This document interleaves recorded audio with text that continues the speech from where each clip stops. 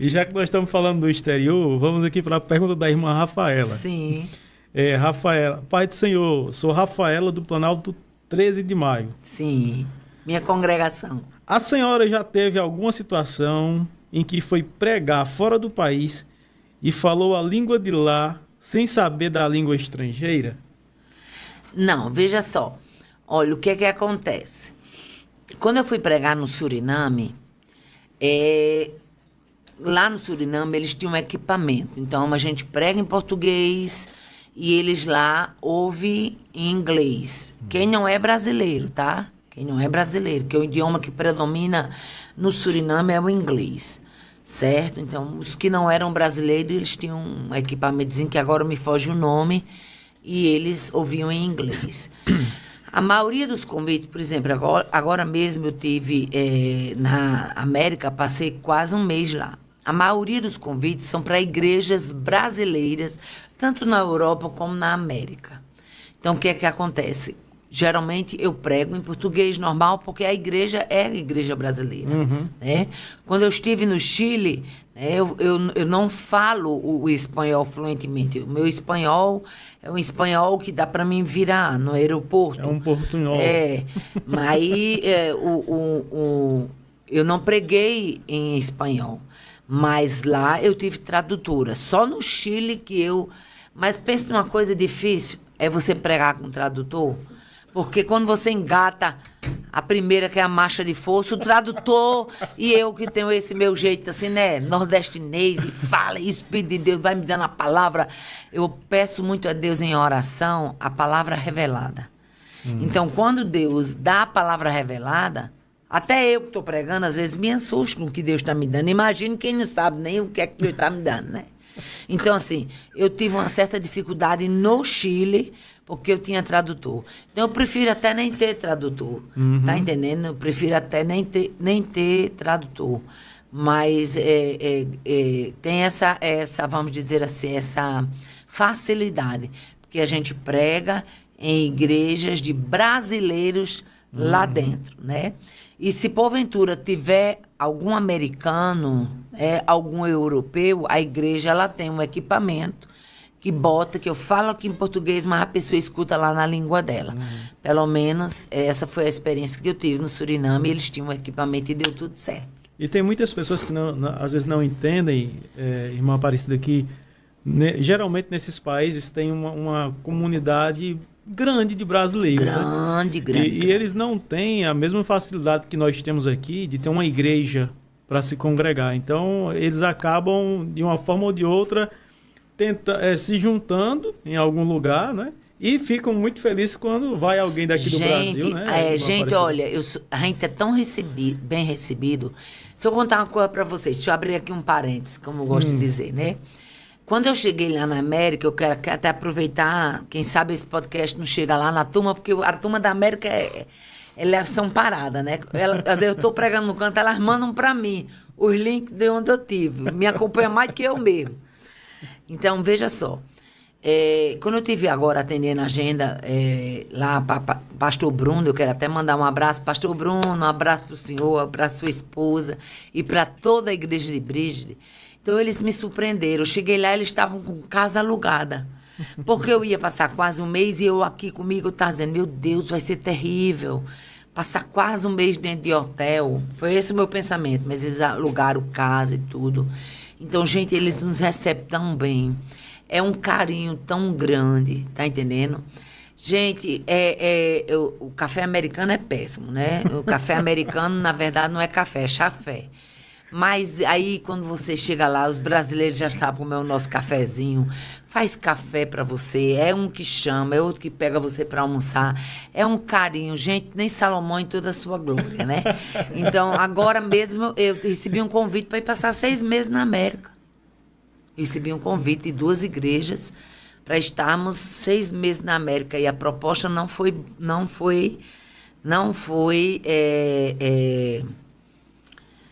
feita assim, aleatória, não. A proposta era, venha passar 6 meses atendendo aqui, né, o nosso campo, e a gente garante a senhora que casa montada com água, luz, internet, aquecedor. A senhora não vai ter essa despesa. E aí a senhora fica atendendo algumas agendas. Para você ter ideia, é tão grande o campo, né? E a necessidade, porque o que acontece? Isso acontece muito comigo quando eu vou na Europa e na América. Eu saio da Europa e eu saio da América com o sentimento de que eu tinha algo mais para fazer pelas mulheres. Entendeu? São mulheres que trabalham muito, são mulheres que, nossa, quando a gente faz um estudo, elas ficam assim, sabe, aquela sede, sabe? Então, ensinar essas mulheres, fazer estudo sobre jejum, oração, consagração, o que é um jejum absoluto, o que é um jejum parcial, o que é um jejum total. Então, eu sempre saio com esse sentimento. Então, qual foi a proposta? Venha para cá para a senhora estar dando esse suporte às mulheres na América. Com 6 meses, a gente tem uma irmã que trabalha na embaixada. A gente tenta renovar a sua estadia por mais 6 meses. A senhora passa um ano com a gente aqui. E aí, se caso essa estadia não for renovada, a senhora vai no Brasil, passa um mês, volta de novo. E até a gente dar a entrada de um dia a senhora ter o seu visto religioso aqui. Essa foi a proposta, né? Mas aí Joatan disse, não, lá quero saber disso. Tá bom demais a gente se aquietar aqui em casa, vamos deixar a casa, vamos deixar a filha, vamos deixar a neta.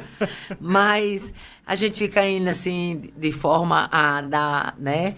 Inclusive, eu estou até devendo para as irmãs, é até bom de eu dizer, porque elas vão assistir com certeza, as irmãs de Boston, da Califórnia. Gente, eu estou devendo vocês. Eu vou chegar aí em Boston, se Deus assim me permitir, na Califórnia, viu? Não se preocupe não, que eu vou chegar aí em nome de Jesus. As irmãs de Orlando também. Glória a Deus. Irmãos, e graças a Deus que deu certo para a irmã Aparecida atender a agenda aqui do podcast. Viu? Graças a Deus. Ela chegou aqui numa correria, aí subiu ali uns 100 degraus, né, irmã Aparecida? Olha só. Foi bom porque eu queimei a empadinha que tinha comigo, né? Irmã Aparecida, mais uma pergunta aqui para a senhora. Da irmã Carice Silva. Ela disse o seguinte... Carice é do Ceará. A senhora já... Essa é uma que... É porque eu não sou Nossa Senhora, senão ela estava na procissão.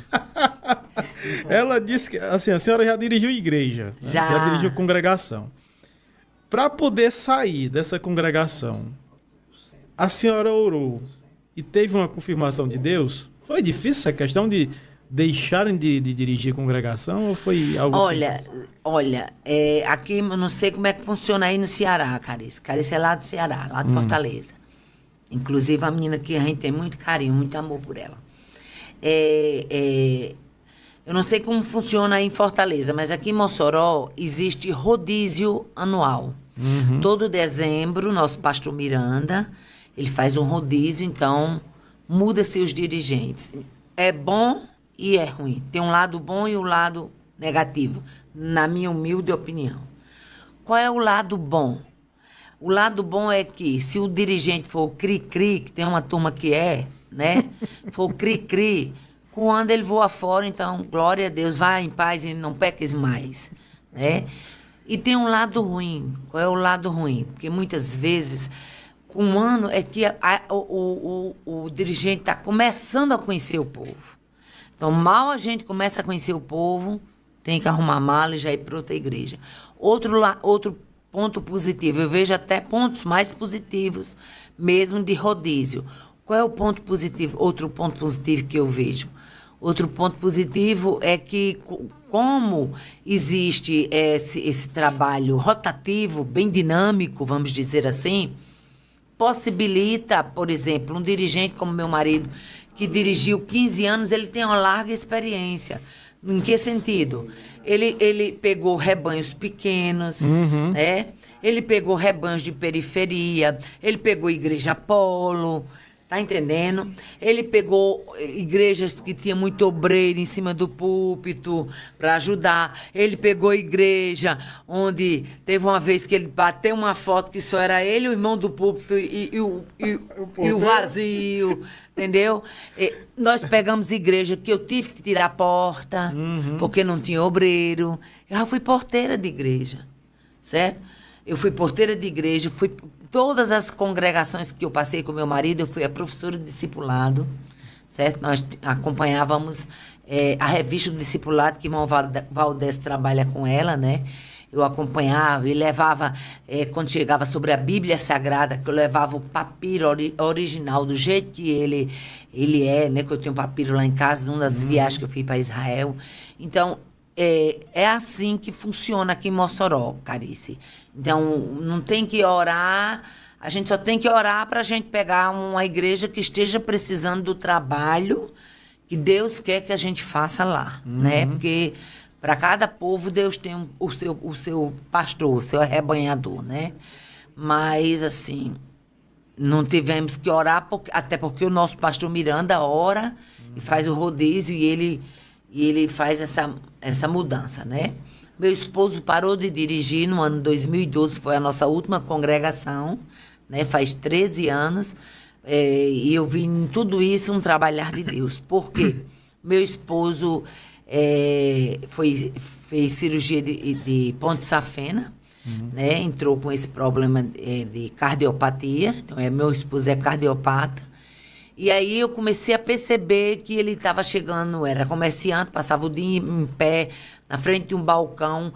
E quando ele chegava em casa, coitado, ele tinha que tomar um banho nas carreiras, tinha que pegar um paletó nas carreiras, Bíblia nas carreiras e correr para a igreja. Então eu vi que era uma demanda muito grande para o estado de saúde dele, que já não era mais o mesmo. Então, como foi que ele saiu? Eu fiz uma reunião lá em casa com as filhas. E disse, eu estou vendo que seu pai, ele está ficando sobrecarregado, porque a resistência já não é mais a mesma. E um dia, eu me lembro que quando ele parou o carro, que ele desceu, ele estava pálido, numa palidez tão grande, que quando eu olhei para meu marido, eu identifiquei que aquilo não estava fazendo bem para ele. A princípio, ele não entendeu, não gostou, porque eu reuni as filhas, porque eu reuni os genros, né? E não gostou, achou assim que eu naquele momento eu não queria apoiar. Eu disse, meu filho, entenda, é para o seu bem. E eu nem sabia. E foi aí, nesse tirar dele, eu fazia já o quê? Já estava já com 26 anos, né? Eu viajei só durante 26 anos. E foi quando Deus começou a me fazer promessa. Vou colocar o teu lado a lado contigo na obra, porque é necessário para esse tempo. Então, Deus arrumou tudo. Tirou ele desse cenário, continua sendo obreiro. Hoje ele não é dirigente de congregação, ele é missionário. Onde a gente chega, nós somos apresentados o casal de missionários. Onde a gente chega. Né? No Brasil e no exterior, em todos os estados por onde tem chegado o casal de missionários. Glória a Deus. Presbítero Joatã, missionária Aparecida Borges, entendeu? Então tem chegado assim. Então, eu vejo em tudo isso o trabalhar de Deus. Eu precisaria desse suporte para esse tempo. É tanto que Deus me fez a promessa e Deus se encarregou. E na época que Deus me fez a promessa, irmão Moisés, deixa eu contar, porque talvez alguém tenha já depósito numa promessa, né? Quando Deus me fez a promessa, meu esposo era sócio com meu sobrinho, uma sociedade de um ramo de motopeças, aqui em Mossoró, e digo mais, eu sou a única mulher, olha como Jesus faz a gente ser chique, eu sou a única mulher que eu conheço, nós somos as únicas pessoas que temos um prédio na Presidente Dutra construído que a gente não pagou R$1 para construir. Ele demoliu literalmente o prédio velho e fez um prédio novo. Então, meu esposo estava o quê? Com 2, 3 anos que ele tinha feito esse prédio novo, quando Deus começou a fazer promessa, que ia botar Joatã do meu lado. Eu entrei em parafuso, gente. Porque, deixa eu dizer uma coisa, irmão Moisés. Deus tem umas promessas que ele faz que a gente só acredita porque a gente é crente. Não é não? É umas coisas assim que a gente fica assustado com o tamanho da promessa. Então, a promessa era que Deus ia colocar meu marido lado a lado comigo na obra. Como é que ele vai ficar lado a lado comigo na obra se ele era sócio, se a manutenção da casa vinha dali, E se ele não podia acabar aquela sociedade que estava com pouco tempo que um homem tinha demolido o prédio e construído um novo. Então eu fiquei baratinada. Deus fez essa promessa para mim. Era dia 8 de setembro de 2015, num congresso em Santa Catarina, na cidade de Camboriú. Quando Deus me fez essa promessa. E eu me lembro que naquela noite eu não dormi dentro do hotel. Eu querendo saber como é que ia ser aquilo. Meu Deus, como é que vai ser? Passei a noite toda em mente trabalhando. No outro dia eu estava fazendo uma conexão no aeroporto de Guarulhos, São Paulo, para vir para o meu voo aqui em Fortaleza. E aí Deus mandou Luciana Weberich, uma irmã do Goiás, missionária. Ela mandou uma mensagem de texto, não era nem de WhatsApp. Mensagem de texto, ela dizendo, nessa noite Deus botou eu para orar por você pela madrugada. E na oração, Deus me deu uma palavra. A palavra que Deus deu a ela, a mesma que Deus tinha dado lá em Camboriú. Glória a Deus. Vou eu colocar teu marido lado a lado contigo na obra, porque é necessário para este tempo. E aí, com complemento, porque Deus viu como foi que eu passei a noite todinha pensando naquela promessa. E para que tu saibas que é Deus que fala contigo, mulher, te digo assim, quanto àquela sociedade, por estes dias eu dou a última palavra. Eita, Jesus. Pronto. Isso foi dia 8 de setembro, né? Dia 9 foi o dia que eu já estava de volta. Veja só, gente. Não demorou. 1º de dezembro, meu marido passou mal e meu marido teve, novamente, uma nova intervenção no coração. Porque ele teve uma em 2011 e teve outra em 2015. E aí, o que foi que Deus fez? Ele ficava sem saber como é que ele ia se sair daquela sociedade, porque ele estava doente, mas ele devia o prédio a um homem que tinha construído. A gente com medo, porque a gente é crente, escada ele pensava que a gente tinha ganho o prédio e estava querendo pular fora. Então, mil uma coisa. Porque nesse mundo tem gente, né, apesar de que ele nos conhece, que é na nossa família, conhece o nosso caráter. Aí, meu sobrinho chegou para ele e disse, Joatã, estava pensando lá em casa. Olha como Deus trabalha bonito. Isso é para você ver que promessa de Deus não tem costura não, viu? Promessa de Deus não tem costura não. Promessa de Deus, Ele promete e Ele dá curso a essa promessa.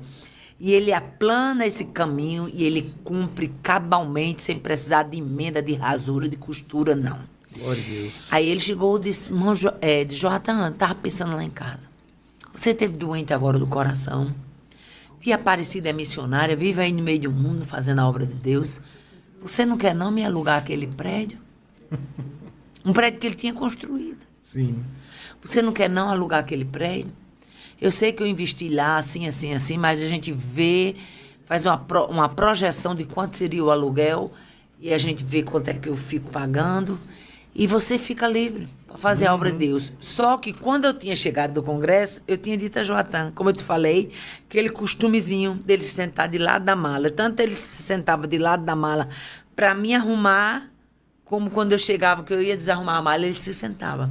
Então, tudo que Deus ia me prometendo, eu falava para ele.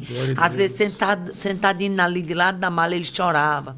Aí eu falei para ele assim, quando eu cheguei em Camboriú, eu falei para ele, amor, Deus vai soprar um vento na nossa vida. E ele disse, por que você está dizendo isso? Eu disse, porque Deus vai botar você comigo na obra. Eu nunca ousei pedir, irmão Moisés, isso a Deus. Por quê? Porque meu marido era o ganha-pão dele.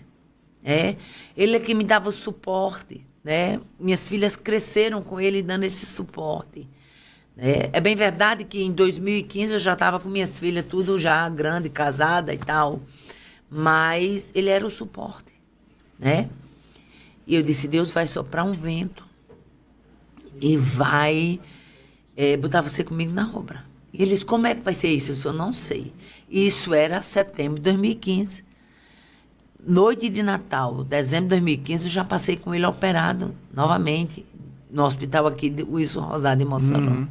A primeira intervenção foi em Fortaleza, a segunda foi aqui no Wilson Rosado, em Mossoró. E resultado, Deus cuidou de tudo. Alugamos, quando ele chegou dizendo o que tinha acontecido, né, que o sócio tinha feito essa proposta, eu falei, lembra da promessa de Deus? Abrace esse aluguel, O que a gente tinha de criar, a gente já criou. Enricar, a gente não enrica mais. A gente não tem ambição de enricar.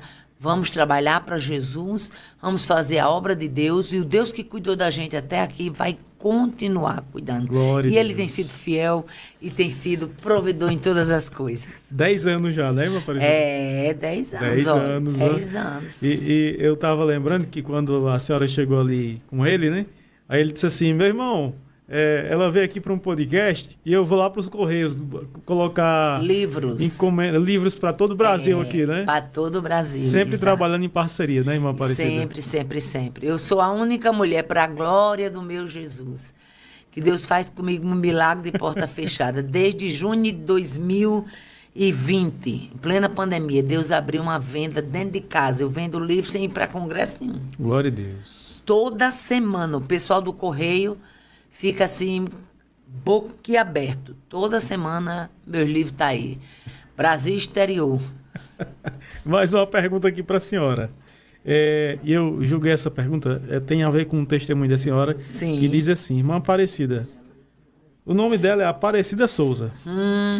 Disse assim, irmã Aparecida, quando a senhora teve depressão, essa depressão foi por algum motivo ou começou do nada? Gente, hoje, depois dessa experiência, eu acho o seguinte. A princípio, eu às vezes penso que na época essa depressão foi porque eu fiz laqueadura muito jovem, né? Eu fui mãe com 17 anos. Com 22 anos, eu já estava com 3 filhos e laqueada. Então, alguns médicos já defendem, né, a tese de que a laqueadura muito jovem dá depressão, né?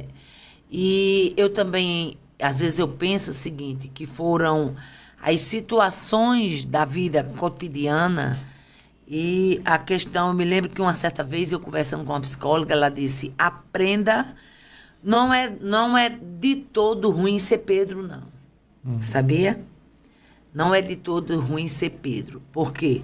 Porque geralmente as pessoas que são Pedro, elas aguentam menos. E no que elas aguentam menos, elas, de certa forma, se blindam mais. Então, eu aguentei muitas situações, né, de muitas pessoas que me humilharam, né, e que me magoaram. E eu creio que isso também ajudou, cooperou para eu ter depressão. Muita coisa muito sapo que eu fui engolindo e não era do meu temperamento. Então, eu me lembro que numa das vezes, uma consulta, a psicóloga disse, aprenda a verbalizar, bote para fora o que você está escutando, o que você não está gostando, entendeu?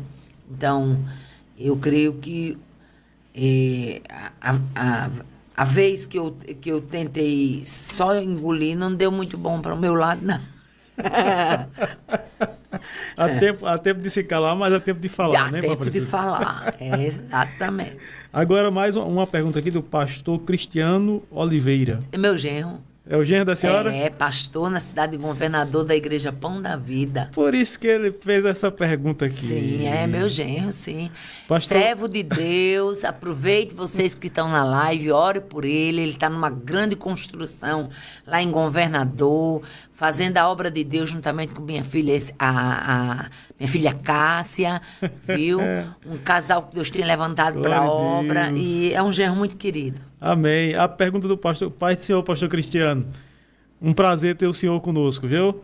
Ele fez a seguinte pergunta: a paz do Senhor, como foi? Por isso que eu estou dizendo que foi ele que fez, por isso que eu estou dizendo que foi por isso que ele fez essa pergunta, né? Sim. Como foi que a senhora recebeu e orientou suas filhas a respeito dos namorados, noivos e futuros genros? Respeito muito a senhora, minha sogra. Olha, lá em casa, Joatan é aquela pessoa. Joatan nunca foi. Se eu disser isso a você, não estou desmerecendo meu marido. Deus nunca junta duas pessoas parecidas. Ele junta, é diferente mesmo, porque é para ver se combina. Se dá certo, né? É o côncavo e o convexo. Né? Então, assim, Joatan é muito diferente de mim em alguns aspectos. E é muito parecido em outros. Por exemplo, às vezes quando a gente chega num canto, né, assim, eu vou abrir aqui um parênteses para contar. Naqueles cantos que o povo se amostra muito, sabe? Que aquele povo, né, que vem aqueles pregador, que se amostra muito. Gente que não tem nem a metade da estrada que eu tenho. Aí a gente vê aquelas coisas, aquelas pompas, e o povo chega, vai se aproximando, eles tudo bicudo, a Jotão olha para mim assim, a gente fica rindo nos bastidores. Jotão, ainda bem que nós dois não damos para ser uma marmota dessa. Que isso é uma marmota, viu? Então, assim, muita coisa a gente parece. Por exemplo, essa questão de não querer ser metido, chegando nos cantos, né? Dando uma de importante, fazendo o pobre dos irmãos se sentir até acanhado. Uhum. Tem uma turma aí, com licença da palavra, nojenta, sabe? Que chega nos cantos se amostrando, né? Se amostrando. Aí faz o pobrezinho dos irmãos, sabe? Fica cheio de dedo. Aí eu e ele, a gente parece muito esquisito. Mas na questão de botar limite nos namorados lá em casa, quem me tava era eu. Era eu. Você era bater o pé mesmo. Porque, né, se deixasse, fosse por ele, ele ia dormir, as filhas ficavam lá fora com o namorado. Não, meu irmão, não é assim não. Que conversa é essa, né? Então, eu nessa hora aí, eu era o pai. Sim. Tá entendendo? Eu que dizia, chega aqui em casa tal hora, vai tal hora. Só basta vir 2 vezes na semana. Porque eu tinha a minha menina, eu tinha medo de prejudicar os estudos. Peraí que eu vou anotar, viu, Aparecida? Que eu tenho uma menina também. Aí, cuidado, pois é. Aí, então, assim, Joatan sempre passava por bonzinho, né? Eu era a megera da casa, né? Então, toda casa tem um ursinho de pelúcia, aquele que todo mundo acha bonzinho, fofinho, né? E tem também a bruxa. Então, nessa hora, eu era bruxa, sim. E se fosse preciso, eu faria tudo outra vez. Por isso que ele está perguntando. Ele nunca me deu trabalho, não. Mas lá em casa apareciam uns cabas trabalhosos que eu botava para correr mesmo. Agora, aí tem outro genro aqui. É? Isaac Dantas. Sim, Isaac.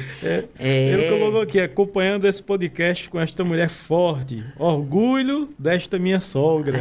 Isaac. E tem uma filha da senhora aqui também, irmã Sara Borges. É a esposa de Isaac, essa é a minha caçula. Pronto, ela colocou, me sinto privilegiada ao ter uma mãe tão usada por Deus para tantas pessoas. Te amo, mãe. Amém. Também te amo, filha. Pois é, então assim, quando elas foram crescendo, eu é quem botava esses limites. E tem que ter, gente. Na casa tem que ter alguém que bota limite, né? Claro que eu não tomava a frente do meu marido, mas em situações que ele não correspondia como eu achava que devia corresponder, né? Aí eu Chegava, né? Chegava, tem um genro meu, esse mora fora. Sim. Né? Eu me lembro como... Foi até dura com ele nesse dia, né? Ele extrapolou uns horários, ele sempre era o mais teimosinho, né, Fernando? E ele extrapolou um horário, eu me lembro quando ele entrou lá em casa, aí eu liguei. Quando eu liguei, ele disse assim, meu irmão, não vá dizer para um Pedro, fique frio não, que ele fica quente. Aí eu liguei, onde é que vocês estão? Estamos aqui. E, relaxe, namorando com minha filha, olha. A filha era minha. Relaxe, fique frio. Fique frio. Na hora que eles fiquem frio, eu digo, estou aguardando. Quando ele entrou, ela chegou e disse, vocês extrapolaram o horário de vocês. Extrapolaram muito. Olhei na cara dele assim. Ele casou com minha filha porque verdadeiramente ele queria minha filha. Porque naquele dia, se ele não quisesse, ele tinha desistido. Olhei para ele e disse, procura uma moça para você, porque o jeito da moça que você procura aqui dentro não tem. Pronto. Eu sou essa pessoa, direta. Irmã Aparecida, assim, mas o que me chama a atenção é porque é o seguinte, hoje nós vivemos um tempo em que muitos pais não querem mais colocar limite. E é por isso que essa geração está tão desmantelada. Olha aí. É por isso que essa geração está tão desmantelada. Ninguém cria, forma, instrui, prepara caráter sem limite. Não existe caráter sem limite. Sem limite é balbúrdia, sem limite é anarquia, sem limite é qualquer coisa. Olha para o período dos juízes da Bíblia. A Bíblia diz que naqueles dias cada um fazia o que queria. Ou seja, quando vai finalizando o período do juízo, você vai ver que houve uma anarquia. Né? Então, Deus é Deus de limite. Deus é Deus de limite, botou limite até no mar. Deus é Deus de limite, que quando botou o casal no jardim, botou o quê? Como toda essa aqui, não, que era aquilo? Limite. Limite. Amo todo mundo. Gente, eu sou um doce. Contanto que não extrapolo meus limites. Tá entendendo? Se existe uma mulher que respeita os limites do meu próximo e quero que ele respeite os meus, essa mulher sou eu. Ninguém pensa que vai passar do limite comigo e ficar barato, que não passa, não. Essa que é a verdade. Tá vendo, irmãos? Tem que ter limite. E, às vezes, irmã Como é que tu vai criar uma criança ensinando ela a respeitar a hierarquia, se ela trata mãe, se trata pai, se trata tio, se trata avô, se trata avó, como qualquer coisa? Como é que lá fora ela vai saber que ela tem que respeitar o policial, ela tem que respeitar o proprietário da repartição? Como é que ela vai saber? Tem como. Eita, irmão Valdez, a gente já tá extrapolando, né? A produção tá fazendo assim. Mas eu tô querendo dar mais uma hora, Valdez? Vamos embora, que hoje eu tô disposta. Uma parecida? Mudando aqui um pouquinho o assunto, a senhora, durante muito tempo, a senhora esteve à frente de trabalhos de orações aqui em Mossoró. A senhora poderia trazer um pouco de como foi esse trabalho, de coisas que Deus fez em meio a esse trabalho, desafios, né? Sim. Gente, o trabalho de ciclo de oração aqui em Mossoró, né? Eu passei 22 anos e meio à frente da coordenação geral de ciclo de oração. Então, ao todo, eu coordenava mais de 200 ciclos de oração, porque a gente tinha, na época, 195 oficializados e tínhamos aí mais de 10 em caráter de experiência. Aqui em Mossoró, não sei como funciona na sua cidade, mas aqui em Mossoró a gente deixa o ciclo de oração 1 ano em caráter de experiência, que a gente chama de período embrionário. O que é o período embrionário? Você não se lembra o período que você era embrião, você não se lembra o período da gestação da sua mãe, mas você estava vivo, havia vida. Só não havia nascimento. Então, o período embrionário, o período de experiência, era aquele primeiro ano que as irmãs iam se reunir ali e orar, vai ter votante, vai ter tudo normal que tem ciclo de oração, certo? E para a gente ver se o trabalho vinga. Como foi que eu cheguei ao trabalho de ciclo de oração? Veja só. Primeiro, eu já falei que Deus fala muito comigo em sonhos. O Senhor me deu uma revelação. Eu ia andando num lugar assim como que fosse um horto. Muita planta, muito ventilado, muito bonito. E quando eu ia andando naquele lugar, lá vinha a irmã Marisa, com um batalhão de mulheres. Eu digo batalhão, mas eram poucas. Eram umas 15 mulheres. Eram umas 15 mulheres atrás dela.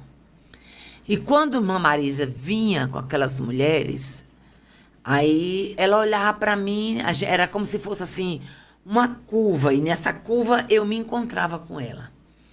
Dentro desse como que fosse um horto, né? Um lugar muito, muito cheio de árvore. E ela olhava para mim e dizia, eu estava procurando você. Eu estava atrás de você. Eu dizia, atrás de mim? Ela dizia sim. Eu disse, para quê? Ela disse, para você me ajudar a escalar a montanha. Eu dizia, que montanha? Quando dizia que montanha, ela dizia, essa montanha. Quando eu olhava, gente, era uma montanha alta, perder de vista. E o que eu achava interessante é que naquela montanha era cheio daquelas cordas azuis de caminhoneiro. Aquelas cordas de nalho azul, cheia naquela montanha. Ela dizia, você vai me ajudar a escalar essa montanha. Eu dizia, mulher, será que eu sei escalar essa montanha? Tá vendo que eu não sei?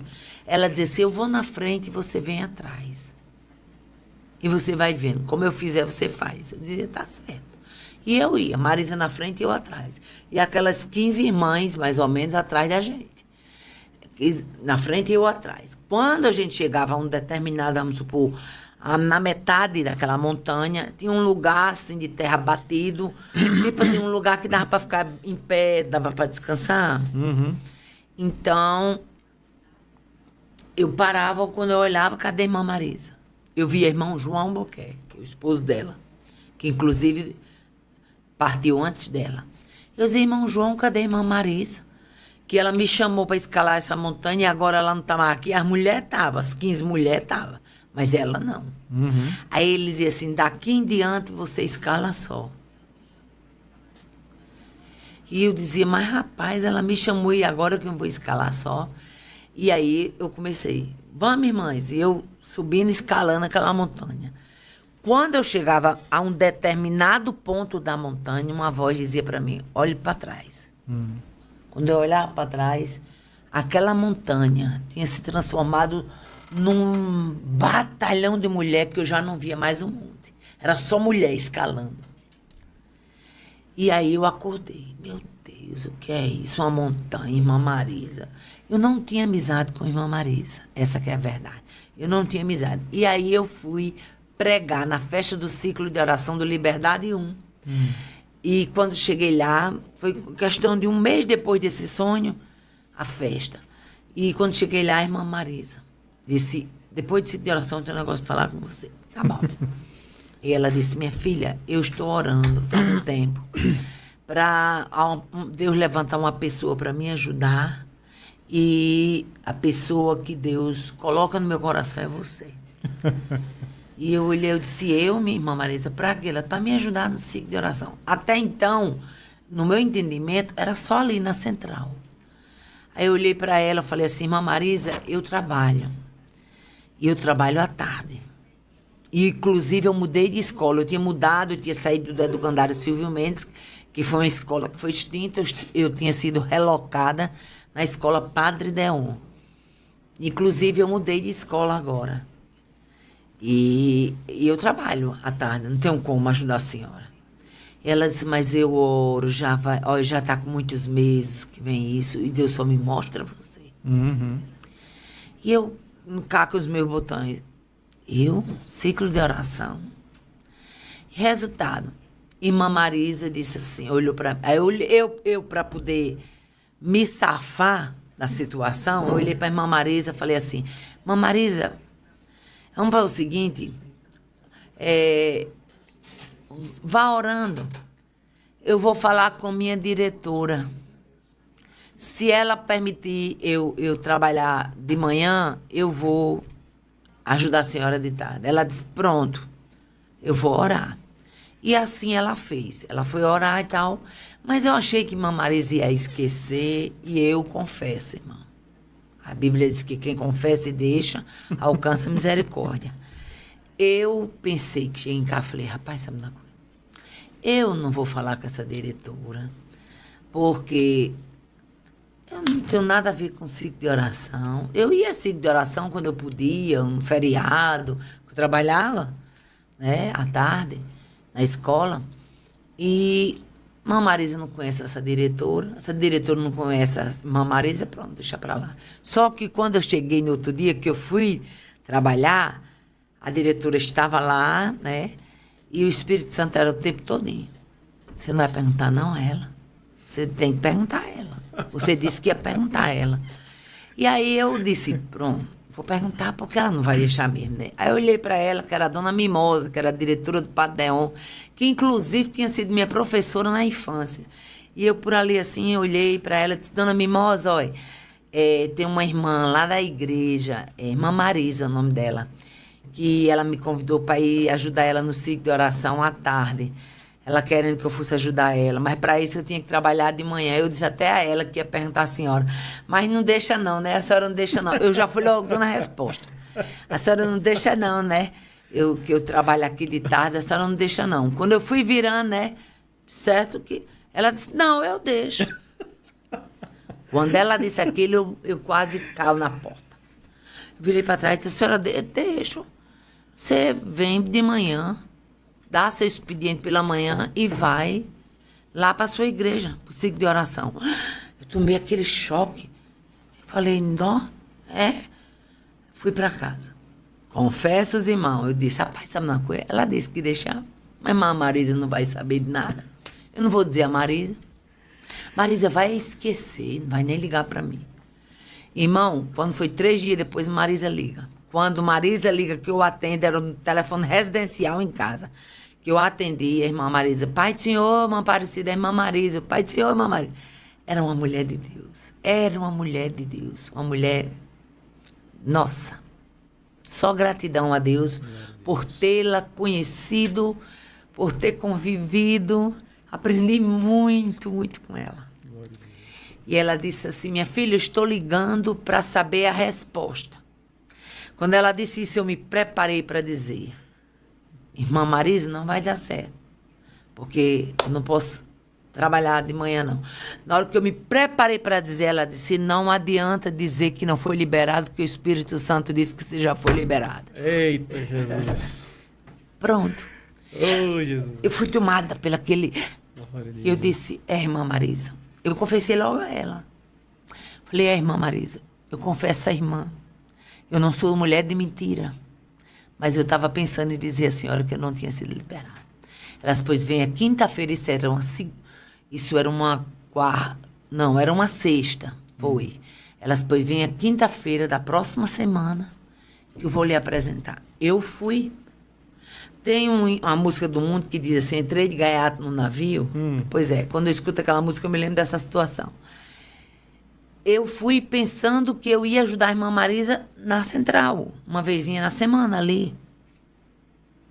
Quando ela me chamou à frente, que eu estou de joelho, ela disse, irmão, Jesus levantou, ela veio e tal, tudinho, se ajoelha aqui. Quando eu estou de joelho, eu quase caio para trás, de joelhos e tudo. Ela disse, irmão, ela vai ser a minha vice-coordenadora em Mossoró. Meu irmão. Faltou terra nos meus pés. Foi assim que eu assumi esse trabalho. E aí comecei a ajudar ela. Ela já vinha muito debilitada, né? As doenças, né? Os problemas de coluna, muito problema. E Mãe Marisa era uma mulher, assim, que poucas Marisas, e eu procurei ser um pouco de Marisa ao longo desses 22 anos e meio. Uma mulher que o orgulho por ser primeira, não. Marisa nunca teve isso comigo, não. E nem eu nunca tive isso com ninguém que trabalhei. Irmã Marisa, ela me dava carta branca. Aí, quando eu cheguei, qual era o maior entrave? Eu vi o primeiro ciclo de oração que eu fui na Central em Mossoró. Como é que eu descrevo? Irmã Marisa, Irmã Joaninha, Irmã Carmelita, irmã, uma que perdeu até a perna, que agora me foge o nome dela. Estou lembrando o nome dela agora. E mais 2 homens, inclusive aquele irmãozinho lá da Casa Pereira, que já dorme no Senhor. Ele mais outro. Era 2 homens e mais umas 5 irmãs e irmã Marisa. Esse era o quadro do ciclo de oração no dia que eu cheguei. Então, era aquele trabalho cansado. Tá entendendo? Aquele trabalho que, apesar de ser a nível de Mossoró, mas não tinha, assim, tido aquele trabalho, né? A nível de templo central. E uma das coisas que irmã Marisa me disse na época, minha filha, eu tenho vontade de fazer festas grandes aqui, mas eu não tenho recurso financeiro e não recebo o suporte financeiro que eu precisaria para fazer. Essa foi a primeira colocação. Na época, eu já tinha fita cassete de pregação. Então, qual foi a primeira coisa? As primeiras festas de Mossoró, quem me acompanha no ciclo de oração sabe disso. Eu vim deixar de fazer festa com dinheiro meu há poucos anos. Poucos anos. Foi quando eu estabeleci que cada coordenador ia me dar uma ajudinha de R$200 por ano. Não é muita coisa para fazer um congresso. E eu comecei a fazer bazar e tudo. Mas as primeiras festas os primeiros anos foram bancados com o meu material na porta da Central. Comecei com fita cassete, depois vieram os DVDs, os CDs, os DVDs e por aí foi. Viu? E por aí foi. E aí a gente começou a fazer, e como eu sou uma mulher, para a glória de Deus, muito conhecida, o povo lá fora, quando tomou conhecimento do ciclo de oração de Mossoró, que era eu que dirigia, começou a querer vir caravana de fora. Gente, eu recebia tanto convite de caravana, eu é quem freava. A gente recebeu caravanas aqui de Bahia, do Pernambuco, a gente recebeu caravanas de João Pessoa, a gente recebeu caravanas de Fortaleza, porque devido a eu ser uma mulher muito conhecida, o pessoal queria conhecer o ciclo de oração que eu dirigia. Então começou a vir muita caravana. E o trabalho começou a tomar uma outra dimensão, né? E ela começou a ficar muito feliz, ela ainda viu as grandes festas, né? Ainda estava ao meu lado. E aí foi quando Irmã Marisa ficou impossibilitada mesmo em vida, ela entregou o trabalho, certo? E eu dizia muito a ela assim, eu brincava com ela, eu dizia, Irmã Marisa, a senhora está proibida de morrer. A senhora não invente de morrer comigo aqui não, porque eu não quero tomar conta disso aqui. A senhora está proibida de morrer. E aí, quando ela já sabia, eu dizia muito a ela, qualquer tempo que a senhora quiser se ausentar do trabalho, a senhora, quando for ao gabinete do pastor, a senhora já vá com o nome da pessoa que a senhora quer colocar no seu lado, porque eu não quero. Foi muito clara isso com ela. O que é que ela fez? Quando ela se viu que não podia mais dirigir o trabalho, ela foi caladinha, não me disse que ia, foi caladinha e entregou ao pastor Martim. Entregou o trabalho ao pastor Martim. E, de repente, eu lá em casa, quando o pastor Martim liga, disse que quer falar comigo no gabinete. Ela já tinha entregue, tinha dito a ele que eu não queria ficar, e ele manda me chamar lá. E quando eu chego, ainda me lembro como hoje, eu cheguei bem cedo nesse dia no Templo Sede. Pastor Martim teve, parece que uma construção, que ele foi olhar, ele atrasou um pouquinho, e ele era bem criterioso. Sempre ele estava naquela hora no Templo Sede, mas nesse dia ele atrasou. Eu aproveitei o atraso de pastor Martim, desci para a nave do Templo Sede, uma história que ninguém sabe. E quando eu saí de casa, Joatão olhou para mim e disse assim, Joatão é um homem de Deus. Ele olhou para mim e disse assim, eu estou achando, minha filha, ele me trouxe no carro, e no carro ele disse assim, eu estou achando, minha filha, que isso é alguma coisa relacionada com esse trabalho do ciclo de oração? Aí eu olhei para ele e disse, como assim? Ele disse, eu estou achando que o pastor Martim chamou você para você assumir esse trabalho. Olha, dentro do carro. E eu olhei para ele e disse, como é que eu vou assumir o trabalho? Irmã Marisa está viva, porque na minha mente, um dia, se era para mim assumir, só se ela morresse. E eu dizia a ela, você está proibida de morrer, por isso que eu falava tanto isso para ela, ela ria. Aí eu dizia assim, como assim que eu vou assumir trabalho? Irmã Marisa, não, irmã Marisa tá doente, mas Jesus está cuidando da saúde dela, ela vai ficar boa. Eu dizia, né? Ela passava de mês sem pisar na central e ela sempre me dava a carta branca. Na verdade, eu sempre fui uma segunda, mas com atribuições de uma primeira, né? A verdade é que ela sempre delegou para a senhora tudo. Ela me botava em cada boca quente. Quando tinha assim uma dirigente cri-cri dando trabalho que ninguém conseguia enfrentar, aí ela dizia, você vai. Eu dizia, Irmã Maria, você vai para enfrentar aquela cacique que estava lá, era eu que ia, né? Então, assim, eu me lembro que quando o Joatã disse isso no carro, eu desci do carro, eu desci murcha. Gente, pensa numa mulher que desceu murcha, com medo. Eu subi aquela rampa do Templo Sede. Quando eu cheguei, pastor, parece-me que era Deoclésio que ainda tomava conta. Se eu não me engano, era Deoclésio que ainda tomava conta. Não me lembro bem. Se eu não me falha a memória, não era pastor Deoclésio. Eu fui, perguntei, ele disse, pastor Martim, foi uma obra, não sei aonde e tal, vai atrasar um pouquinho. Eu desci para a nave do templo e fui orar. E a minha oração, eu quase não oro, porque eu só chorava. E eu dizia, Deus, porque eu me lembrava o quê? De uma trajetória de vida de itinerância que eu já tinha. Uma sobrecarga grande, né? E uma coisa é você ser segunda, mas tem uma primeira ali que lhe respalda. Outra coisa é você dar a cara e dizer, pronto, é eu aqui, acabou, e eu vou ter que... E eu me lembro que eu me prostrei nesse dia dentro do templo sede. Só eu, na nave da igreja, comecei a chorar. Falei, Senhor, eu não vou aceitar. Se for isso, eu não vou aceitar. Tu sabe que eu não vou aceitar. Eu não vou aceitar. Eu não tenho condições. Eu não vou aceitar. E assim eu fiz. E me lembro quando eu entrei no gabinete, que o pastor Martim tocou, que o assunto realmente era esse. Eu olhei para ele e falei, pastor Martim, procure outra. Procure outro. Pastor Martim, o correto ali ser uma mulher da central. Olha, ali tem tanta mulher na central, se eu escolhe, eu saio de cena. Eu só estava ali, pastor, para ajudar a Marisa. O meu intuito ali foi só ajudar a Marisa, que ela me pediu ajuda por um tempo. Então, se eu boto a pessoa da central, o correto é ser uma pessoa dessa central. Sabe o que foi que ele disse para mim? Não, que o Papa não é de Roma. Não, que o Papa não é de Roma. Eu orei, quem vai ficar é a senhora. Jesus. E bateu essa tecla. E eu disse pela segunda vez, pastor Martim, não faça isso comigo, não. Bote uma pessoa da central.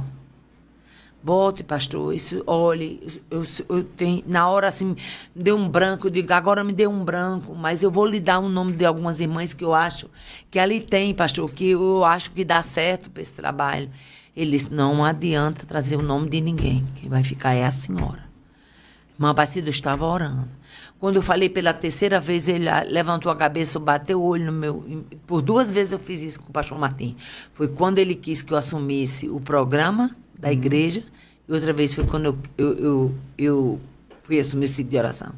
Eu estava orando, aí na terceira vez aí eu fiquei calado, falei, pastor, então eu vou ficar calada. Mas se um dia o senhor me ver de alguma forma errar, não pense que eu errei querendo errar, me ensine, que eu sou muito, muito humana para dizer ao senhor que eu sou um aprendiz. Ele disse, muito bem. Continue fazendo o trabalho como a senhora está. A partir de agora, é a senhora a coordenadora. E assim ficou. E aí a senhora ficou quanto tempo ainda? Olha só, gente, eu me lembro que Marisa passou 15 anos. E eu nunca imaginei que eu ia passar mais tempo do que ela. Passei 22 anos e meio. Eu nunca imaginei que eu ia passar mais tempo que Marisa. Nunca. Nunca. E durante esse tempo Deus fez muita coisa, né? Muita coisa, muita coisa.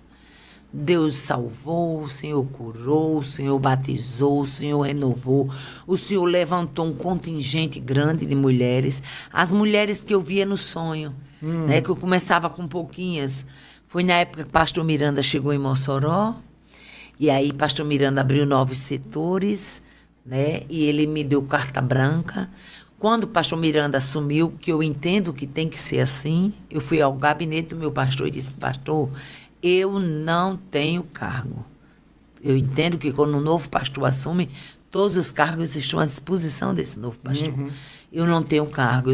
Eu estou coordenadora até o senhor chegar, mas eu quero dizer que está diante do senhor, o senhor fica à vontade para o senhor botar quem o senhor quiser. O senhor fica à vontade, se quiser botar sua esposa, o que o senhor achar por bem. Eu trabalho mais irmã fulana, irmã Beltrana, irmã Cicrana, se o senhor achar por bem botar qualquer uma delas. Ele olhou para mim, riu e disse assim, minha filha, eu já tive informação de Martim. Você continua, não muda nada. O que muda é que a partir de agora eu vou lhe dar uma ajuda. Uma ajuda financeira, não vai ser muita coisa, mas vou lhe dar uma ajuda. Para você fazer as festas, porque eu sei que você não tem. Ele perguntou a mim qual era o maior desafio, eu disse que era financeiro, porque é o tipo da coisa, né? Na obra de Deus, fulano diz assim, como é que se usa uma frasezinha, suporte, fulano me dá suporte moral. Sim. Suporte moral. Gente, suporte moral é muito bom, mas ele não faz festa não, viu? É bom que se diga isso. Suporte moral. Eu tenho moral para fazer o trabalho também. Moral por moral eu tenho. Agora só que as coisas se fazem com dinheiro também, né? Sim, assim? Verdade. É verdade. Uma parecida aí, eu queria... nós estamos chegando aqui ao fim da nossa Ixi, eu acho que eu falei demais. Foi, Valdé? Na verdade, assim, nós estamos quase sendo pressionados a terminar terminar, concluir, mas eu queria pedir, irmã Aparecida, para a senhora deixar uma mensagem para todas as pessoas que estiveram até agora nos acompanhando. Sim. Porque eu vou dizer para a senhora, viu? Se manteve aqui o número de pessoas aqui Glória acompanhando. a Deus. Já faz 2 horas que nós estamos conversando. É mesmo, gente do céu. Onde é que está meu marido? 2 horas já e se mantém o número de pessoas aqui nos acompanhando, nos assistindo. Eu queria pedir para a senhora deixar uma mensagem para todas essas pessoas e logo depois fazer uma oração. Na hora. Muito bem. Em primeiro lugar, eu quero deixar uma mensagem para todos os irmãos, irmãs, né, as pessoas que estão passando por algum problema de doença psicossomática. Como eu falei no princípio, não se sinta diminuído por você estar atravessando esse deserto. E eu lhe digo uma coisa, talvez você hoje não entenda, né, o teor desta palavra, mas eu digo a você que ela é profética. Eu não conheço ninguém que Deus permita chegar ao vale da depressão, ao vale, né, de uma doença psicossomática, para de lá Deus não tirar essa pessoa bem mais forte, bem mais experiente, bem mais ousado. Então, o desejo do nosso coração é que Deus faça na sua vida o que Ele fez na nossa, na minha vida. Né? Que Deus te tire desse vale, né? Que você possa ter muito suporte, que você possa ter muito testemunho, que você possa ser luz e ser exemplo para muitas pessoas, porque é assim que Deus faz. Né? E para você, meu irmão, você, minha irmã, que tem um chamado de Deus, né? Inclusive, é o tema do meu 3º livro, Desafios do Chamado. Você que tem um chamado de Deus, não tenha medo de abraçar. Eu fui temerosa abraçar o chamado da coordenação do ciclo de oração, mas eu entendi ao longo desses anos que o Deus do chamado, Ele é, acima de tudo, um Deus responsável. Glória a Deus. Um Deus que ele cuida daquele que Ele chama, que Ele pavimenta esse caminho do chamado, que Ele nos dá a ousadia, a capacidade para vencer os embates, os desafios desse chamado. Então, eu não sei em que área você está sendo desafiado a crer, desafiado a abraçar um chamado. Mas uma coisa eu sei, chamado de Deus, ele não precisa de mapa de rota, porque chamado de Deus também não tem mapa de fuga. Se Deus chamou você, com certeza é você. Lembra de Jonas? Glória a Deus. Passeou no ventre do grande peixe. Ganhou de bônus uma viagem nada agradável. Mas findou sendo vomitado. Tanta praia que tinha, mas foi vomitado na praia de Nínive. Para poder lá ele cumprir aquilo que Deus lhe havia confiado. Quando Jonas é vomitado pelo grande peixe, Deus novamente brada e diz para Jonas: prega contra ela a palavra que eu te dei. Ou seja, Deus não tinha mudado o discurso, Deus não tinha mudado o projeto, Deus não tinha mudado a rota. Muitas vezes, nós, humanamente falando, nós mudamos projetos, né? Nós mudamos rotas, nós temos o nosso jeitinho brasileiro, só que com Deus esse jeito brasileiro não funciona. Então, eu vou orar por você, vou orar por sua vida, e saiba de uma coisa, que não foi à toa que Deus lhe fez cair aqui nesse podcast. E o Deus do chamado, sendo responsável como Ele é, Ele vai te dar ousadia, graça, palavra, intrepidez, confiança. Ele vai cuidar da sua vida de uma forma tão extraordinária que você vai ficar assustado no bom sentido. Assustado vendo o quanto Ele te capacitou, o quanto Ele te fortaleceu para te manter ao nível do seu chamado. Vamos orar então? Amém. Maravilhoso Deus, Pai de bondade, nós queremos te louvar, Senhor. Muito obrigado. Nós queremos te bendizer, te adorar na beleza da tua santidade. Obrigado por esta tarde maravilhosa, Senhor, juntamente com os teus servos. Obrigado, Senhor amado, pelas vidas que tu tens atraído para estar ouvindo aqui. Senhor, cada vida abraça um desafio. Cada desafio, Senhor amado, é estar diante de ti. É patente aos teus olhos, é conhecido de ti, Senhor. Senhor, nós te pedimos nesta tarde, continua abençoando os teus servos, continua ajudando, fortalecendo, curando, amparando, sustentando, dando força, dando graça, dando intrepidez, dando ousadia, dando confiança. Que o teu nome seja glorificado. Que o teu nome seja louvado. Aleluia. Que este homem, que esta mulher possa ser agraciado por ti, fortalecido por ti, encorajado por ti, para vencer os embates. Glória. Senhor, tu não tens servo fraco. Aleluia. Todos nós somos fortes, porque tu estás em nós. Sim, e onde tu está, a fortaleza do céu Glória habita. Aonde tu está, a ousadia do céu mora. Aonde tu estás, Senhor, a presença, a graça, a reviação, a refrigério, a intrepidez, a confiança. Aleluia. Fortalece os teus servos, encaminha os teus servos, ajuda os teus servos, dá intrepidez aos teus servos, destrói toda força opositora, toda resistência contrária, ampara, fortalece, anima os teus filhos, para que eles possam dizer, como até hoje eu digo, Ele é, Ele tem, Ele faz. Que Deus nos abençoe, caminhe nessa força desse Deus, porque Ele é, Ele tem, Ele faz. Aleluia! Irmã Aparecida, muito obrigado. Amém, meu irmão. Que Deus continue abençoando a vida da senhora. Estou muito feliz e edificado nesta tarde. Amém. Eu vou usar aqui a frase do irmão Jean Clécio. Ele disse assim, que tarde diferente. Amém. Glória a Deus por isso. E a irmã, só fazendo aqui uma citação, a irmã Cássia Borges. Minha filha. Ela disse assim, um dos maiores valores que a senhora me repassou, maninha, foi a oração. A oração. Glória a Deus.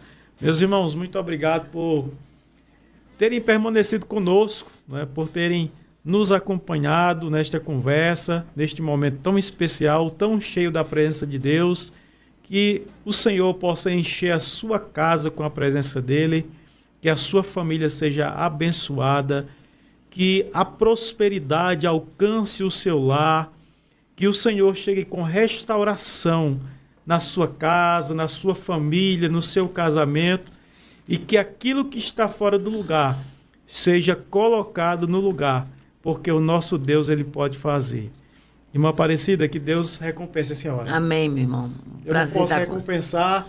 Já estou recompensada. Amém. Ele já tem me dado muito. Eu estou tentando só dar o troco. Glória a Deus. Eu estou aqui muito feliz, muito grato a Deus, porque quando eu recebi o convite para esse podcast, eu também pensei, meu Deus, logo eu também não vou dar conta disso.